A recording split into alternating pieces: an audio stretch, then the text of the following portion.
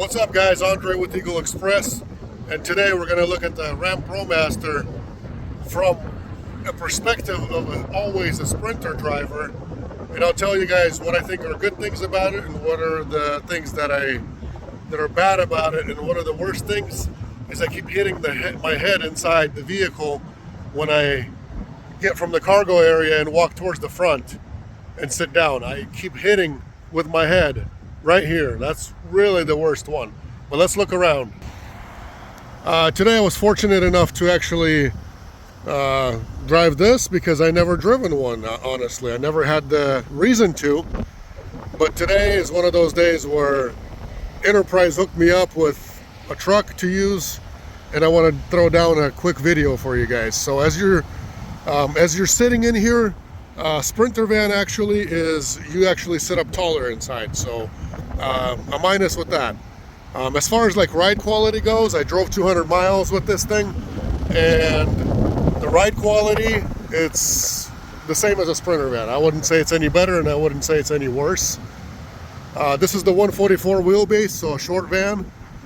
Cargo space, I don't know if every one of them has this or not. Oh, really? Okay. Let's see if we can open this.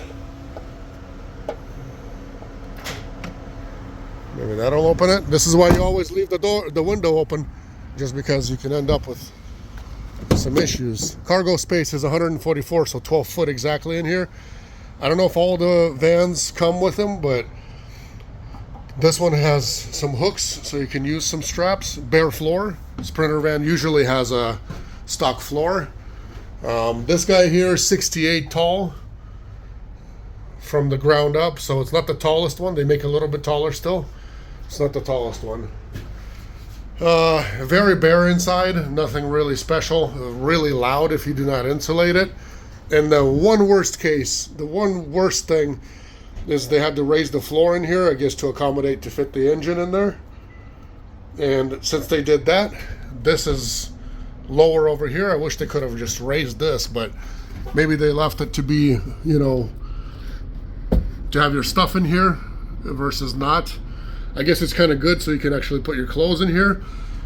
But the worst thing is every time I walk, bam. I don't know if you can see that. Bam, you hit it. I hit it. So not good for me. I don't know. Not a good thing. Big minus for that. As far as, you know, the rest of the stuff goes inside, when you guys pick one up, I'm sure you gotta, you know, buy yourself one of these big, huge floor mats that goes inside, because I can't imagine eating sunflower seeds and having all that stuff fall in the cracks of this floor, and then having to vacuum it out and clean it out. Don't mind my stuff over here. I've got and I know exactly what my freight would be, so my drone bag and camera bag and my straps thing and, you know, the blanket there, never mind that. But besides that, I give it a plus. I don't know if it's an advantage over the Sprinter or not, but it's a little fancier than what my model is. But the brand new ones, the new vans, the Sprinter vans, they've got a longer display here on the dash, and, you know, it's nothing bad. The only bad part is this steering wheel is not 100% adjustable, so I hate that part. I don't like that part at all. The seat is pretty comfortable. They have armrests on the sides, so that's good. As far as like cup holders go and things like that, I'll show you guys. You get one in a door, that's a big one for your cups. You get some here, which is nice. I wish they'd kind of be like in this area a little bit higher. A big minus for the leg room in here, because the floor is raised, so you don't have this extra, whatever that is, 3-4 inches over there. So your knees are up in the air sort of, versus a Sprinter van, and you have nowhere to put this leg. In my van you do. Everything's way deeper in there, so the leg room, as far as driving very far and having your legs be relaxed, that's not happening. Not in this model. Not in the Ram anyways. You get nice fancy display. You get your steering wheel controls, all the good stuff. The mirrors are nice and big, so mirrors, I give them props for that. That's good. You're good with that. Glove box, you get one up top over here. I don't even know how to open this. Okay, yeah, you just open it. So you get one glove box here, and then you get a glove box on the bottom here. And then you have some extra storage area right here. You get a little storage over here. You get a little bit of a storage for your toothpicks over here. I already got mine in there. You get big step down.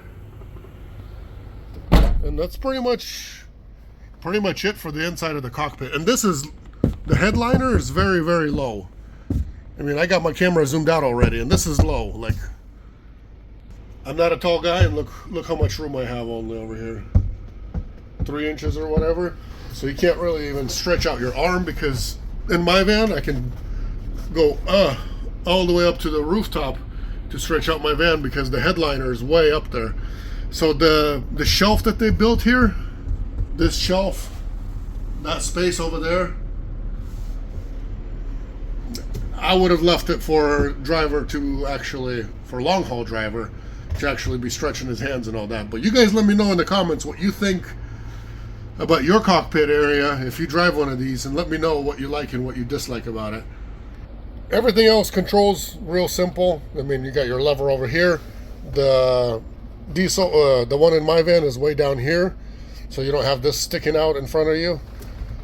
Let's look under the hood, because inside it's pretty self-explanatory and simple. Let's see what it is under the hood. Oh, one more thing I don't like about it, and I'll show you guys. It's actually on the bottom.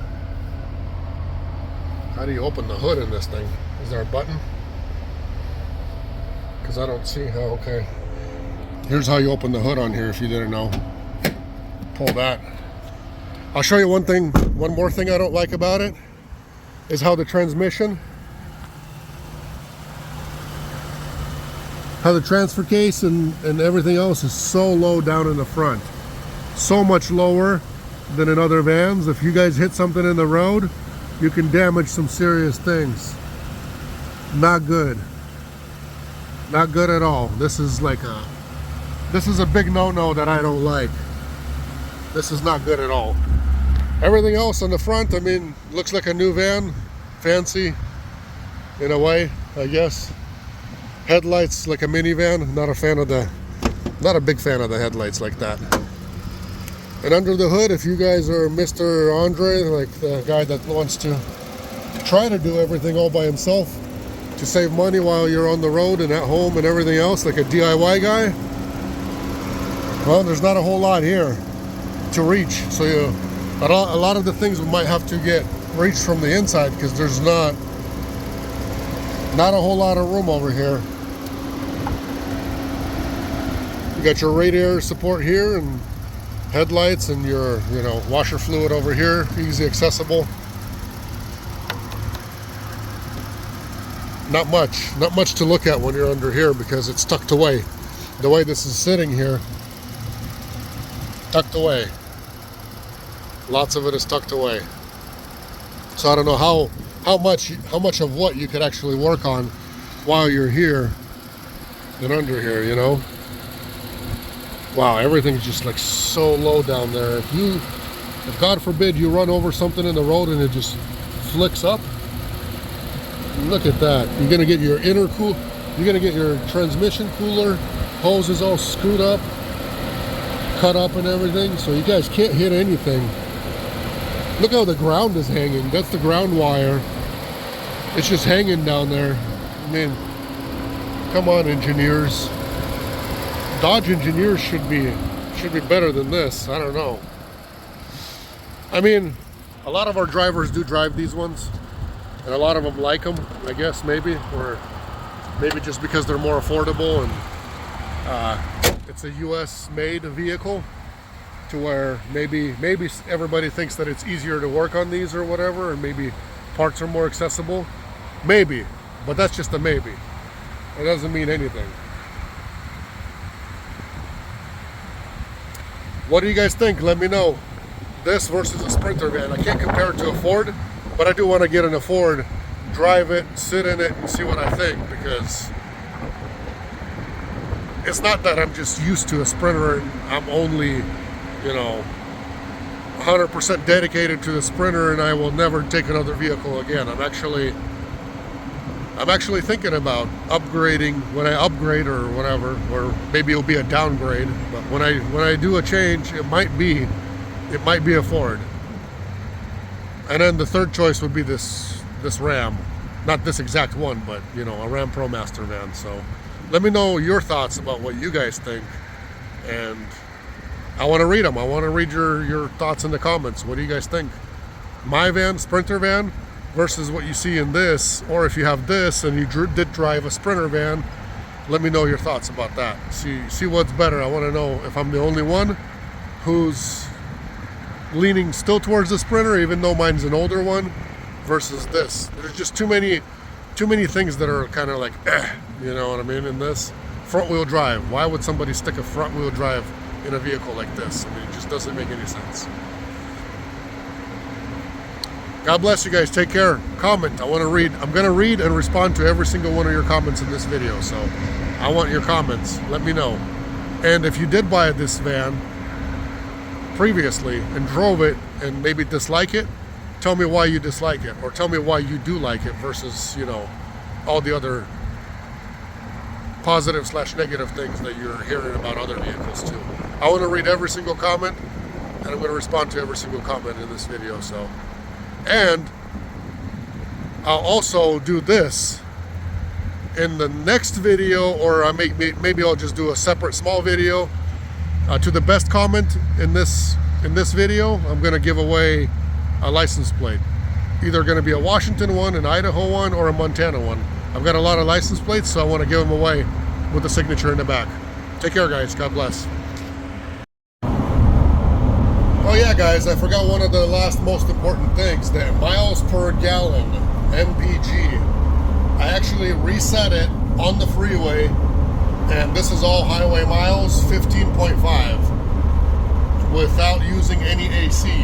I just turned on AC just now because it's gotten a little warmer than I wanted it to be in here, but this 15.5 MPG is horrible mileage compared to a Sprinter, because even on the V6 model like mine, you get an average of 20. That's using an AC, using whatever, it doesn't matter. And the van is a lot bigger than this. This van is a lot smaller.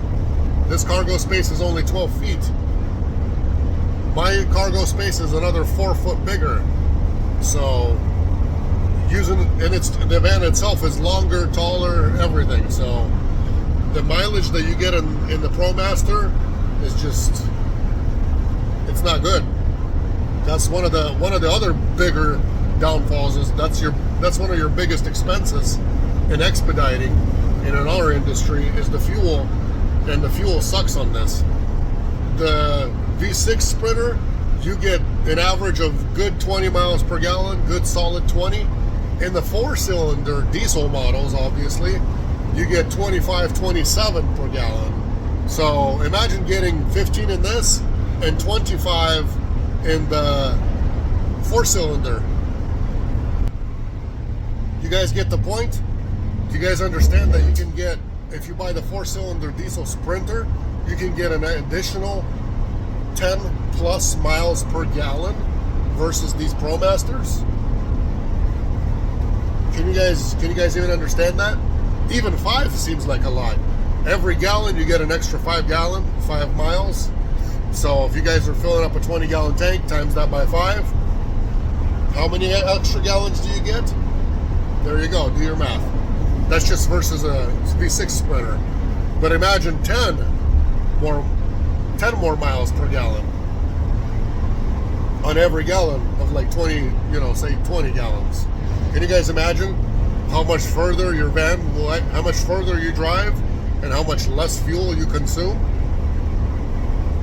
And the gas versus diesel price, I don't know about your area, but in our area, it ain't so bad. It ain't that big of a difference. So it doesn't cover itself, Sometimes in some years it was better, to drive a gas vehicle, but in the end, if you're not getting the right fuel consumption, it's not any better. Because the fuel has to be a dramatic difference, not just a little bit. Plus, the way it shifts, like up the hills, Sprinter, you just push the gas and it goes. There's no extra shifting like this does and all that kind of stuff. Because it's diesel. Diesel has torque, so that torque makes up for it. I don't know. I'm still ProMaster versus the Sprinter. I'm for the diesel Sprinter. I don't know about gas. I don't care about gas. I don't think I would. If somebody gave it to me for free, I would drive a gas Sprinter. But if I had, if I'm buying one, it's gonna be diesel 100%. Not gonna be that 2.0 twin turbo or whatever they have in the gas model. As far as the Sprinter goes, Sprinter always diesel. Even this kind of van, I was looking at and was considering this kind of van, but in the diesel model though. Let me know if you guys drive the Ram ProMaster diesel van and what kind of MPG you guys get. Write that in the comments.